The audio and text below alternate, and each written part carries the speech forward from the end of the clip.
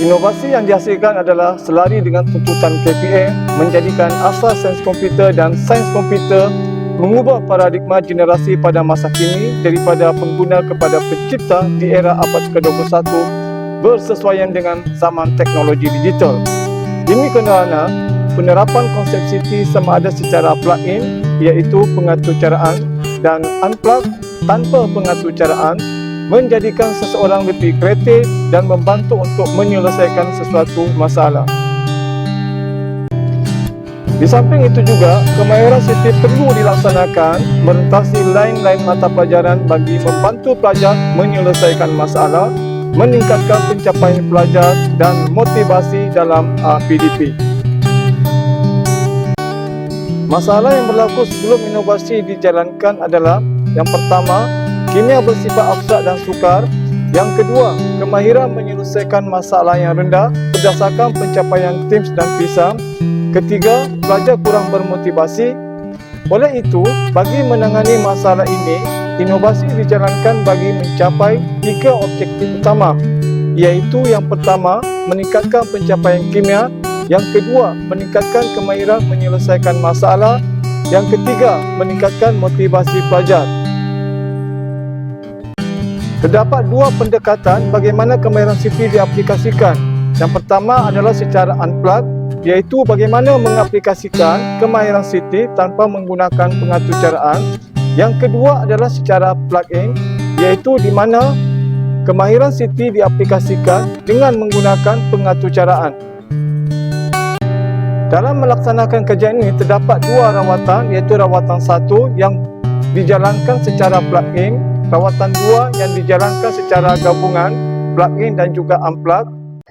Dalam inovasi ini terdapat 5 kemahiran City yang diaplikasikan, iaitu yang pertama, derayan, yang kedua, peniskalaan, yang ketiga, pengecaman corak atau pengitlakan, yang keempat, algoritmik, yang kelima adalah penilaian. Di akhir PDP, pelajar menghasilkan projek. Projek yang dihasilkan oleh pelajar adalah dapat memperkasakan integrasi STEM dalam PDP, khususnya engineering design, iaitu bermula dengan langkah pertama, mengenal pasti masalah dan perancangan yang menggunakan 2 kemahiran City, iaitu derayan dan peniskalaan. Yang kedua, fasa pelaksanaan, terdapat 3 kemahiran City yang diaplikasikan, iaitu peniskalaan, pengecaman corak dan algoritmik. Fasa yang ketiga iaitu pengujian. Kemahiran City yang diaplikasikan adalah penilaian, iaitu pelajar menilai langkah-langkah atau projek yang dihasilkan untuk penambahbaikan.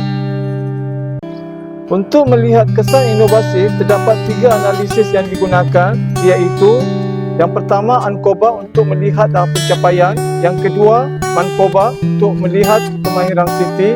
Yang ketiga adalah MANOBA untuk melihat pencapaian motivasi pelajar.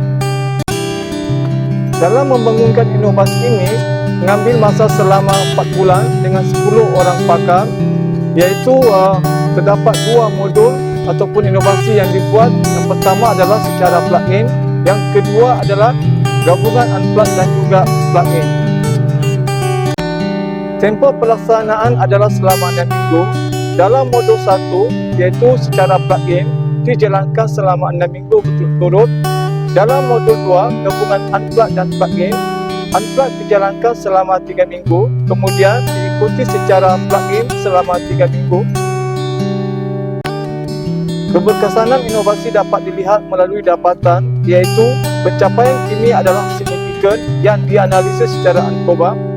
Manakala kemahiran City tidak signifikan, tetapi data deskriptif menunjukkan kumpulan rawatan lebih baik daripada kawalan, manakala motivasi pelajar adalah signifikan. Bukti atau respon daripada guru menunjukkan inovasi ini memberikan impak yang positif. Ini adalah merupakan bukti pelaksanaan inovasi. Terdapat 3 buah sekolah yang terlibat, iaitu kawalan, rawatan 1 dan juga rawatan 2. Sebelum inovasi, pelajar mempelajari topik elektrokimia berdasarkan amali dan penerangan guru.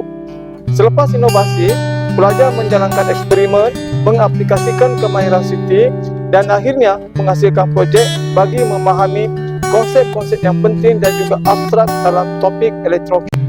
Paparan ini adalah bukti bagaimana pelajar menghasilkan projek dalam makmal komputer.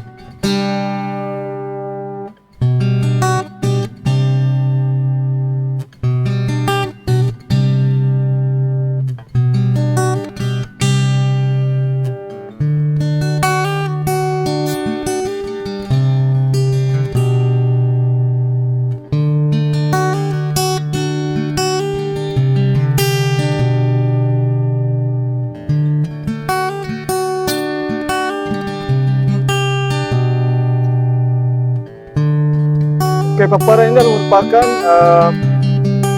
projek-projek yang dihasilkan oleh pelajar. Jadi dalam projek ini, pelajar dapat melihat ataupun dapat memahami konsep-konsep yang abstrak dalam topik elektrokimia. Pelajar dapat melihat pergerakan ion-ion. Cation akan bergerak ke katod, anion akan bergerak ke anod.